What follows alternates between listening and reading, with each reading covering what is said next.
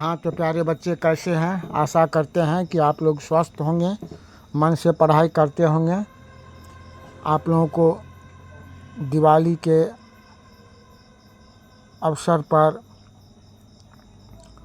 हार्दिक बधाई देते हुए आज हम लोग इस Krishna tuition centre Birpur YouTube channel पर गोधूली भाग 2 के काव्य खंड हिरोशिमा पाठ 7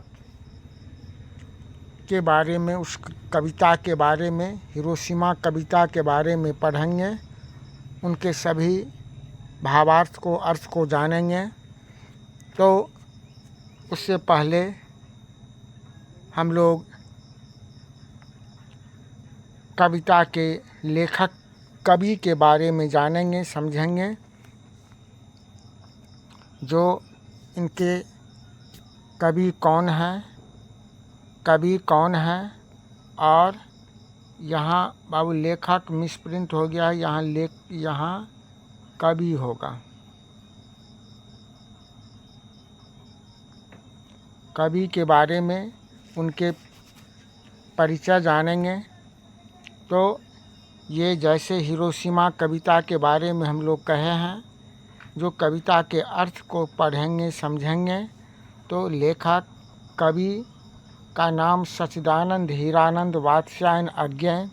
इनका जन्म 7 मार्च 1911 कुशीनगर उत्तर प्रदेश में हुआ था। इनकी मृत्यु 4 अप्रैल 1987 ईस्वी को। इनके पिता का नाम हीरानंद शास्त्री और माता का नाम बयंती देवी थे। इनकी प्रारंभिक शिक्षा लखनऊ में घर पर हुई।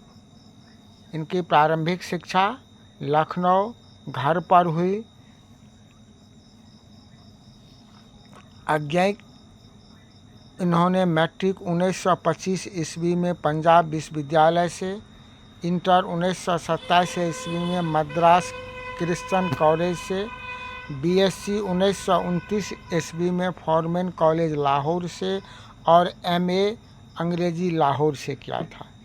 इनकी प्रमुख रचना जो है वह काव्य में भगनदूत, चिंता, इतलैम, हरी घास पर क्षण भर, बाबर अहली, आंगन के पार द्वार, सदा नीरा और कहानी, जो ये सब काव्य है।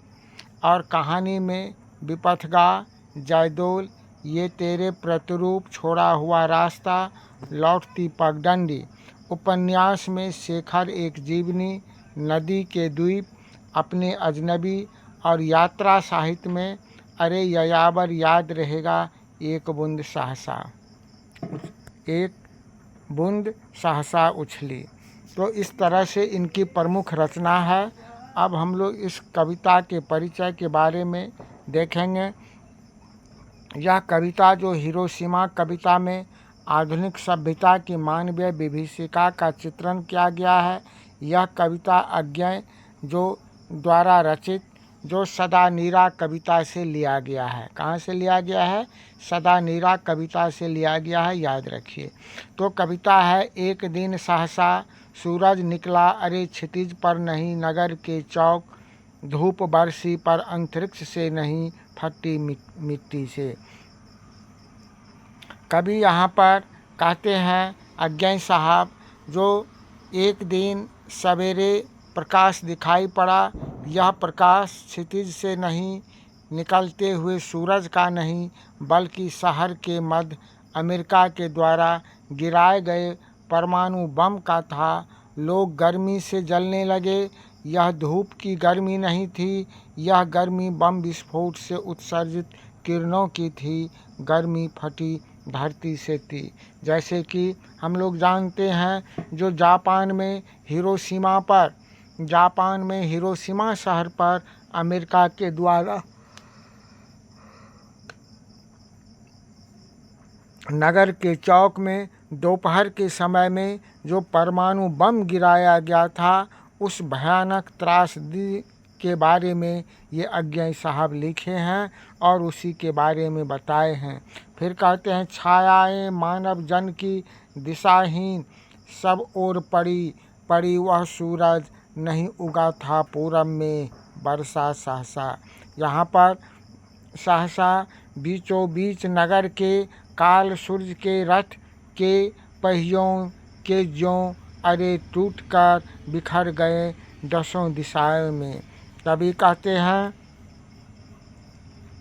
कभी यहाँ पर कहते हैं ये कि मनुष्य की छायाएं दिशाहीन हो गई। प्रकाश के छिटने लगा और लेकिन यह प्रकाश सूर्य का नहीं था, यह प्रकाश मानव के निसंकता का था।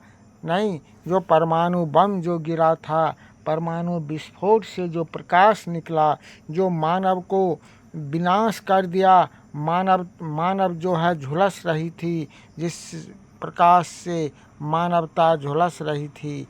कभी कहते हैं यह नगर के मध्य में मृत्यु रूपी सूर्य के टूटे हुए काल के समान यह प्रकाश था। अतः बम फटते ही विध्वंस पदार्थ मौत बनकर दसों दिशाओं में नाचने लगी। फिर कहते हैं कुछ क्षण का वह उदय अस्त केवल एक प्रज्वलित क्षण की दृश्य सोख लेने वाली दोपहरी, फिर छायाएं मानव जन की नहीं मिट्टी लंबी होकर मानव को ही भाप हो गए। छायाएं तो अभी लिखी है, छायाएं तो अभी लिखी है झुलसे हुए पत्थरों पर, उजड़ी सड़कों की गच पर। कभी कहता है यहाँ पर कि बम गिरने से, परमाणु बम गिरने के बाद कुछ क्षण में ही विनाश लीला का दृश्य मंद मंद पड़ने लगा। दोपहर तक सारी लीला खत्म हो गई और मानव शरीर भाप बनकर वातावरण में मिल गया। परंतु यह दुर्घटना आज भी झुलसे हुए पत्थरों पर और उजड़ी हुई सड़कों पर एक साक्ष्य के रूप में, एक गवाही के रूप में, एक निशानी के रूप में विराजमान है। आज भी निशानी पड़ी हुई है। फिर कभी कहते हैं मानव का रचा हुआ सूरज, मानव का रचा हुआ सूरज मानव को भाप बनाकर सोख गया। पत्थरों पर लिखी हुई यह जली हुई छायाएं मानव की साक्षी है। कभी यहाँ पर कहते हैं जो मानव का रचा हुआ सूरज मानव को भाप बनाकर सोख गया, पत्थरों पर लिखी हुई या जली हुई छाया मानव की साक्षी है। मानव के द्वारा, कवि का कहना है, मानव के द्वारा बनाया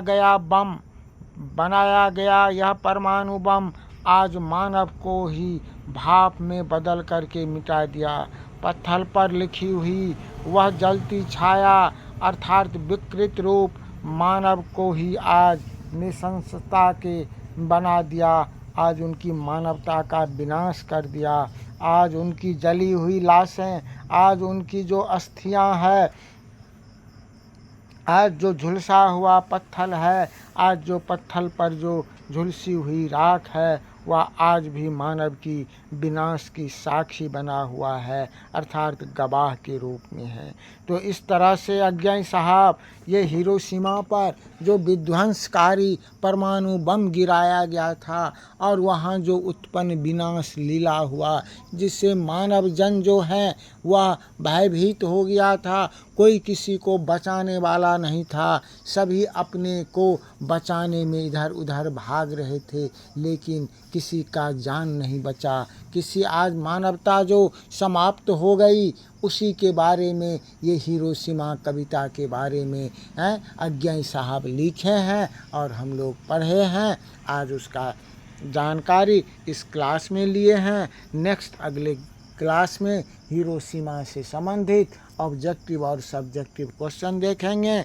तब तक आप सबों को अनिल सर का बहुत बहुत धन्यवाद।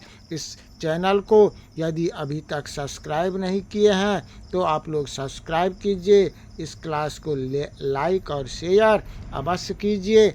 इसी के साथ आप तमाम शिष्य को धन्यवाद। जय हिंद।